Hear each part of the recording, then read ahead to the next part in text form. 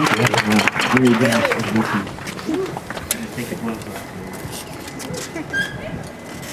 I'm here to tell you guys 3 key facts.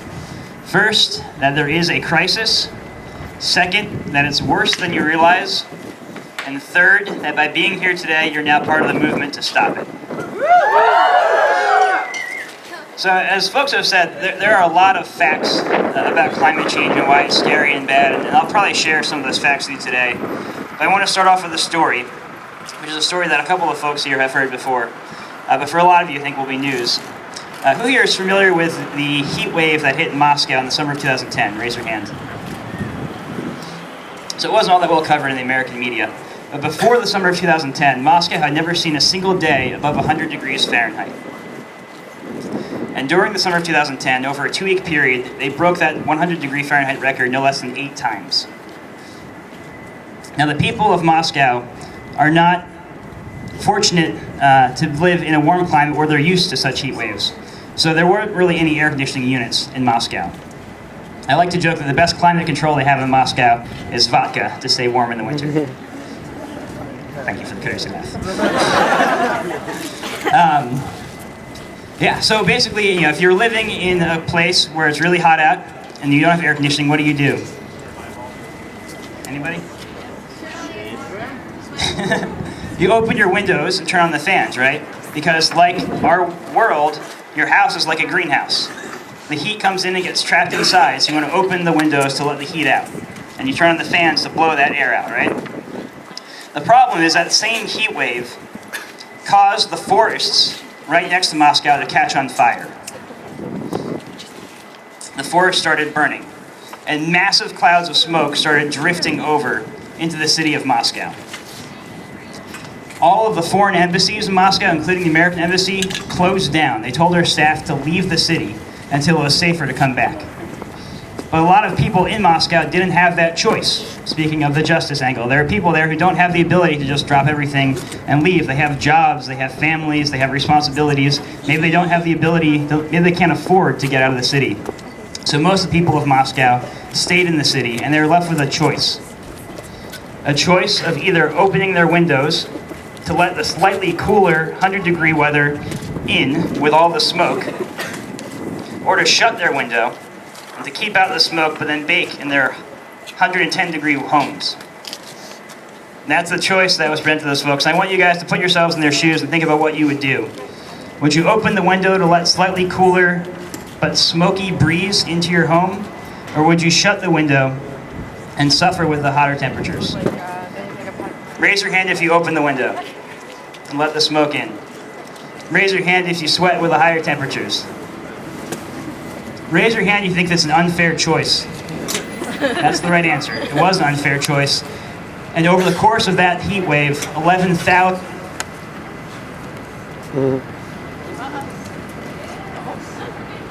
Dramatic pause. And we're back, all right.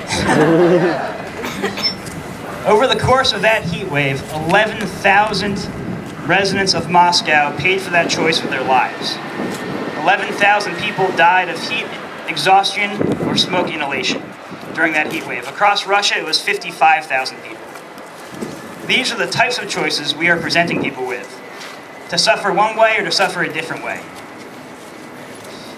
The reason I like to point out this story is because it also points to the broader interconnection of our entire world here. Russia is traditionally the 3rd largest exporter of wheat in the world. And that same heat wave decimated Russia's wheat harvest, which meant that year, Vladimir Putin and his buddy Medvedev decided that Russia would no longer export wheat. Which, doesn't sound that big of a deal, right? The first 2 producers of wheat in the United States and Australia both had good wheat harvests. So a lot of the commentators, the price will rise, but, it'll be fine. Which raises a lot of questions. First off, that it won't always be fine, that we can't guarantee that in the future, the United States and Australia won't have droughts or floods or heat waves the same year that Russia has in their next heat wave. But much more importantly, in this particular instance, there's an area of the world right by Russia that imports 50% of its food. Anyone know where that is? The Arab world. Lots of deserts there, right? In the Arab world, they don't grow a lot of food, not a lot of water. They have to import 50% of their food. This was 2010. In December of 2010, a young man in Tunisia who could not afford to feed his family lit himself on fire, sparking the Arab Spring. It was not coincidence that after decades upon decades of human rights abuses, government oppression, and dictatorships in the Arab world, that the Arab people in Syria, in Tunisia, in Egypt, in Libya, all decided to rise up and revolt and demand their rights. It was because a lot of them could no longer afford to feed their families. And when you can't feed your family, you're willing to take risks that you wouldn't take before. You get desperate. And people got desperate, and thank God they took to the streets and they blamed the dictator at the top, rightfully so.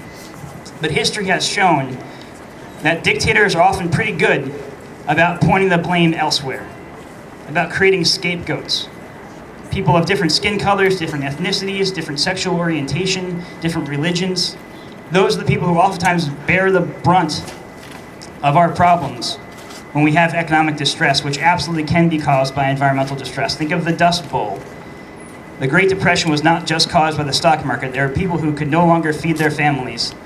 Entire chunks of our population picked up and had to move. That's what we're looking at as we're looking ahead. And this heat wave that I'm talking about, with the 55,000 people dead in Russia, the tens of thousands, over 60,000 Syrians have now died from that civil war, and a lot of others have died across the Middle East. And certainly that's not the only factor. I don't want to denigrate that. There was obviously some very real and sincere desires for human rights and democracy in that part of the world. But again, those same desires were there the year before, and the year before, and the year before, and it was the economic pressures that led to that tipping point. And these economic pressures that we're talking about, that's with about a 0.8 degrees Celsius rise in temperature. Less than 1 degree Celsius. We're projected to have between 4 to 6 degrees Celsius, which is about up to 10 degrees Fahrenheit by the end of the century, if we continue business as usual. This is a really serious crisis. The World Bank released a report talking about 4 degrees Celsius, the lower end of that range that we're headed towards. Again, this is the World Bank, not Greenpeace. A very independent institution that has no skin in the game on saying we really need to charge forward on tackling climate change.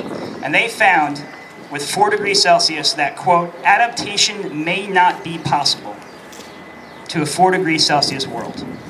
The World Bank is calling into question whether or not civilization as we know it would survive a rise in temperature of 4 degrees Celsius.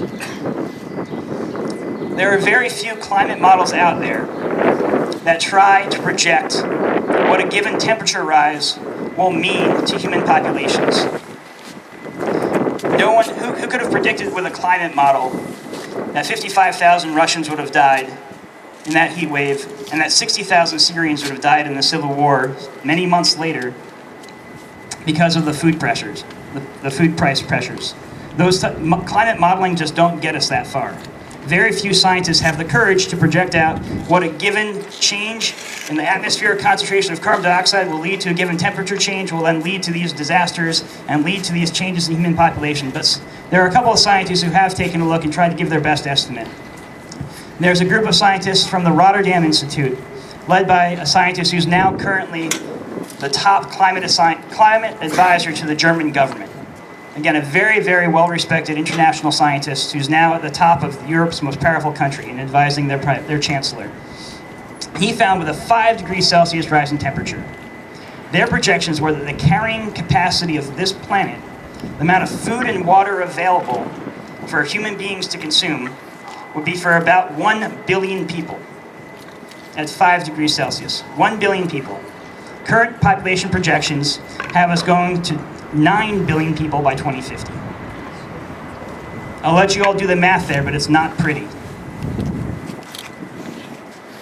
6 degrees Celsius. I haven't heard too many studies that project what 6 degrees Celsius will look like, but I want you to look up to the sky right now and try to think about where a mile above us is. 6 degrees Celsius in the opposite direction had the top of ice being 1 mile above us right now. The last ice age was only 6 degrees Celsius in the opposite direction, and there was a mile of ice above where you are standing right now. All of New England was covered by a mile of ice with 6 degrees Celsius in the other direction. Think about that for a second, what a mile of ice above us right now would look like, and how different that world is. We're talking about going 6 degrees in the other direction.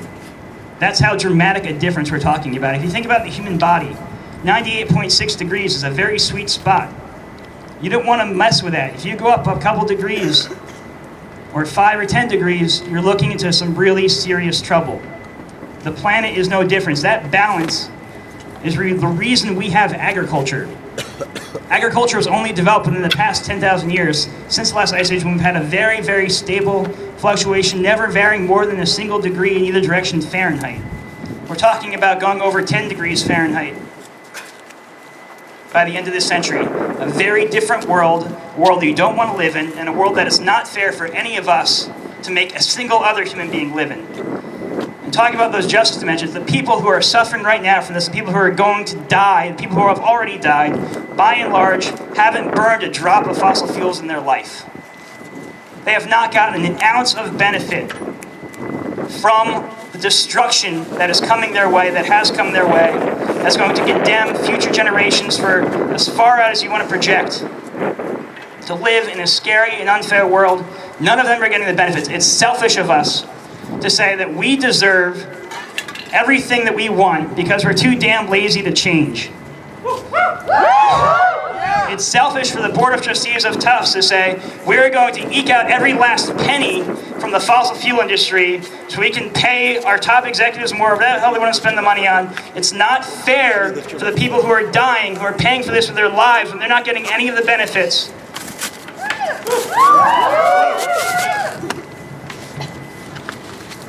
So as I said, it's looking really, really bad. The good thing is that this movement is building.